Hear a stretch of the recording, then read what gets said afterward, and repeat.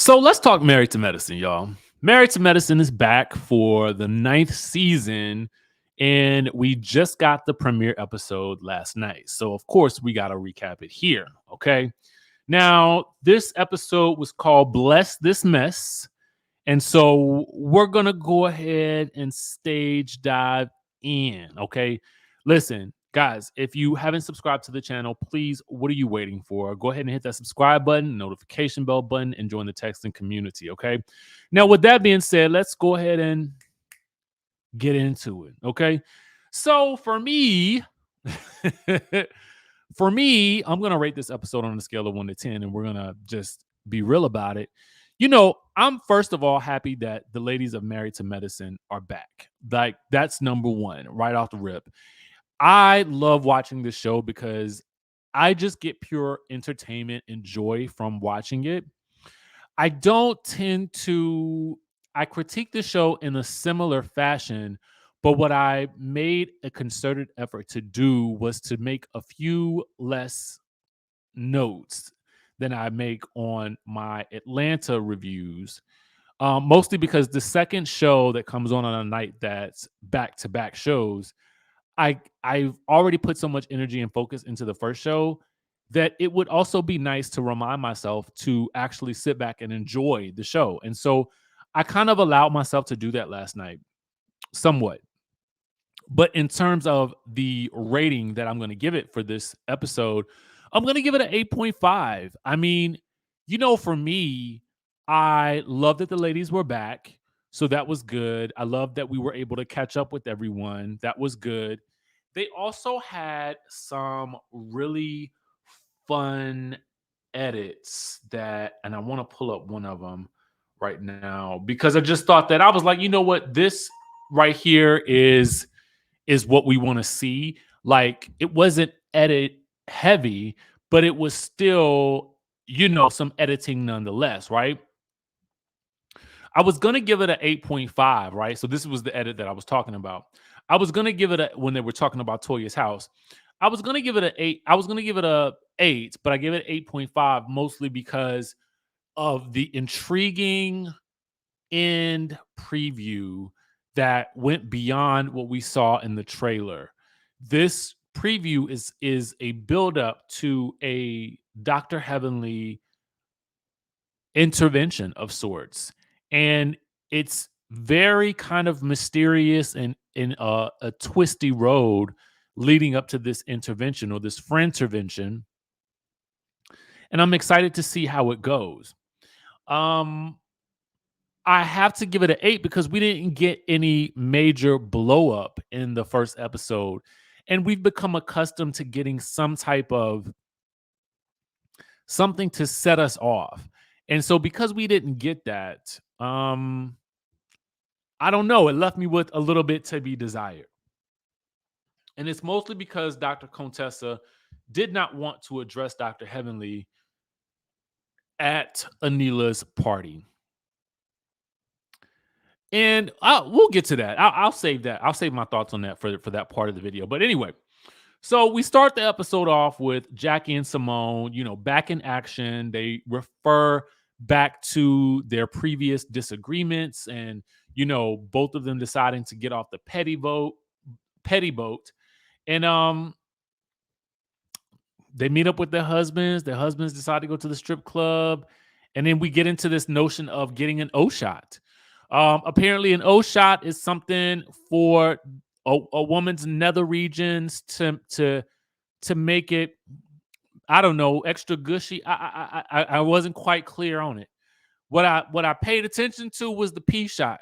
Okay, that'll lengthen and strengthen the peen. Okay, so you can get yourself an O shot or a P shot, not an OPP, but an OP shot, or an O or a P shot, whatever you choose.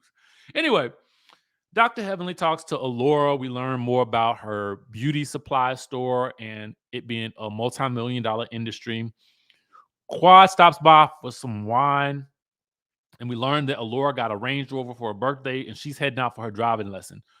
Quad then asks about Contessa. So we learn from Dr. Heavenly that after New York and after the reunion, Dr. Contessa pretty much ghosted Dr. Heavenly. They was talking every day, hanging out on the weekends and whatnot, and she doesn't understand why. Which this scene is intercut with a confessional from Dr. Contessa indicating that Dr. Heavenly has, pretty much dragged her marriage up and down and through the streets, basically indicating that Dr. Heavenly felt like, Scott was being, well, that, excuse me, that Dr. Contessa might be in a emotionally and mentally abusive relationship. Now, Dr. Heavenly was asked about that, and she definitely said, yeah. Okay.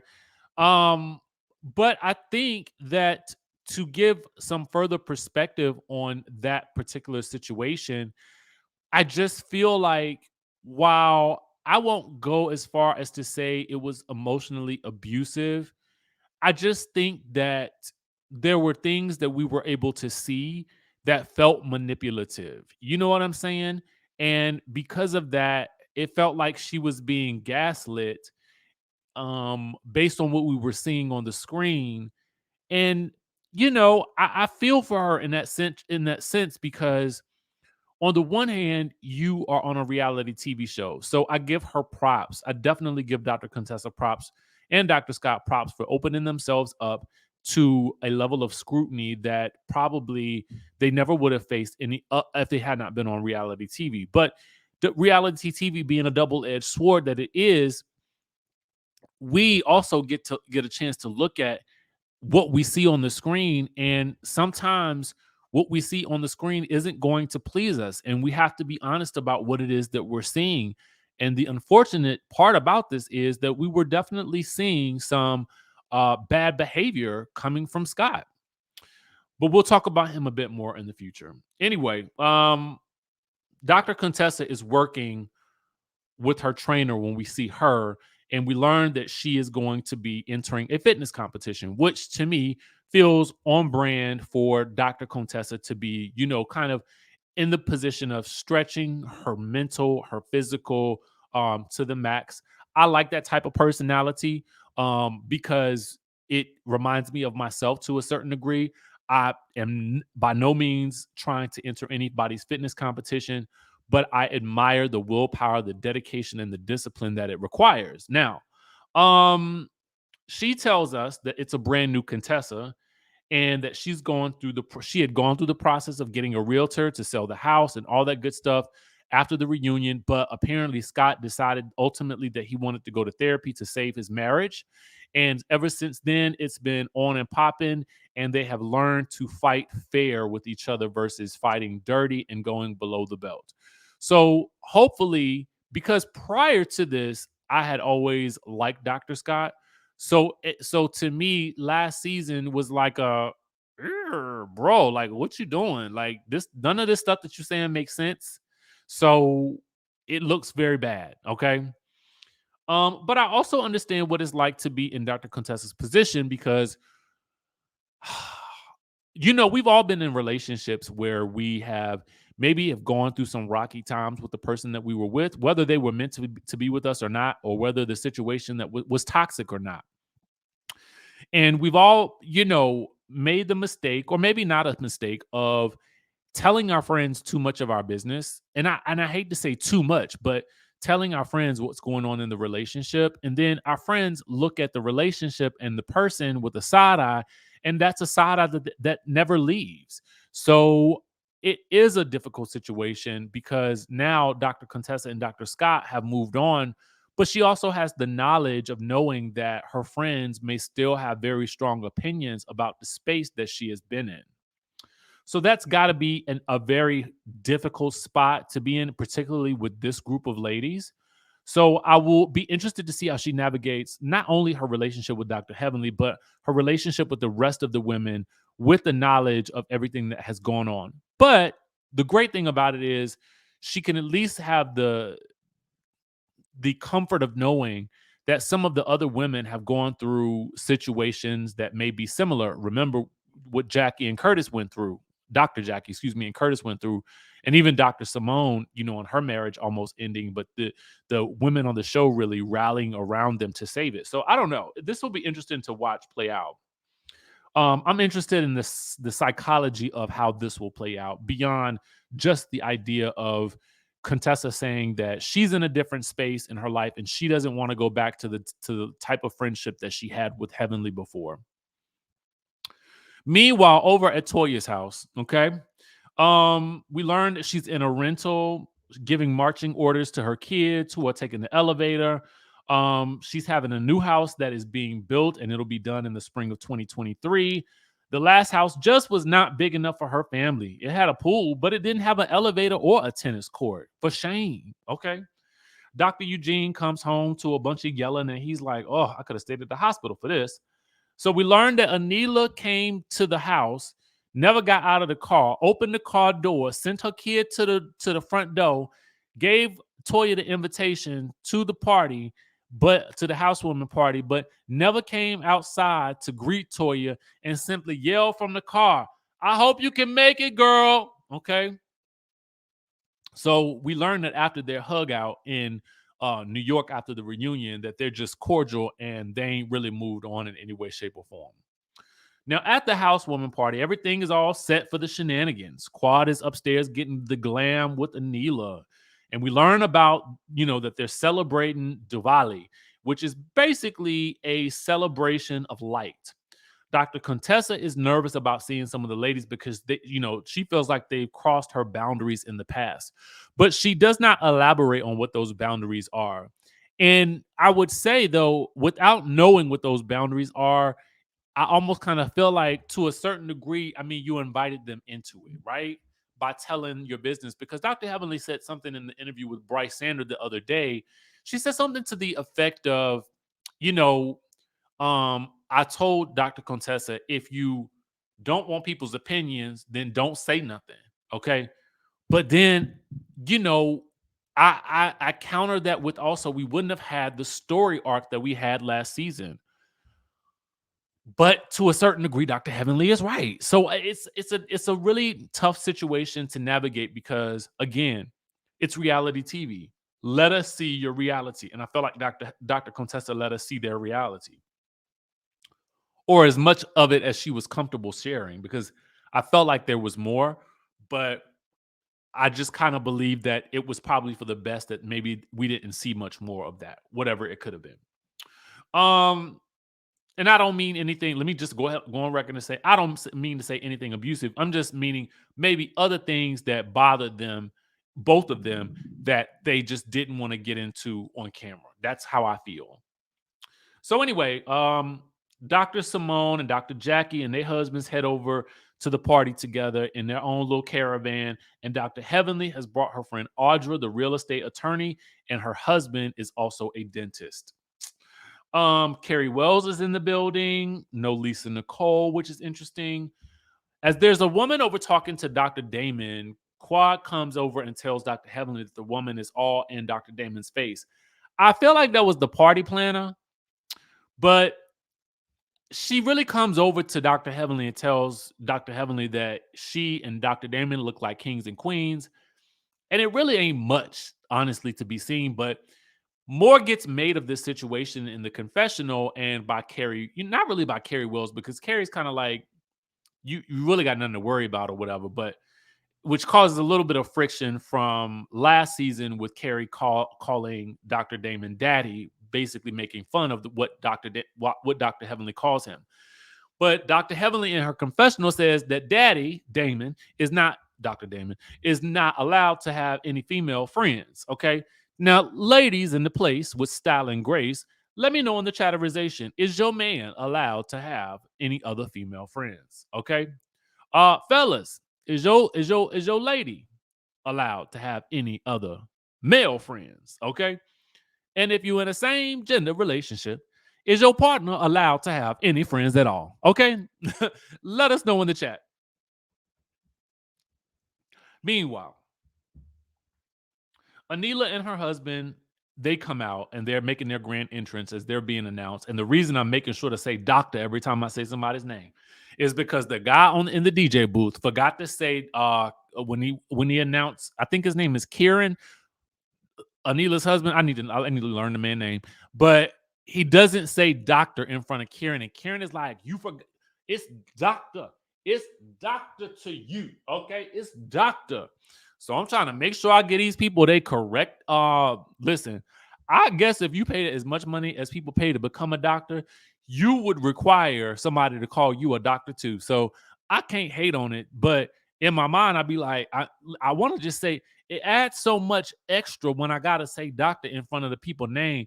But again, I'm trying to be respectful of the people's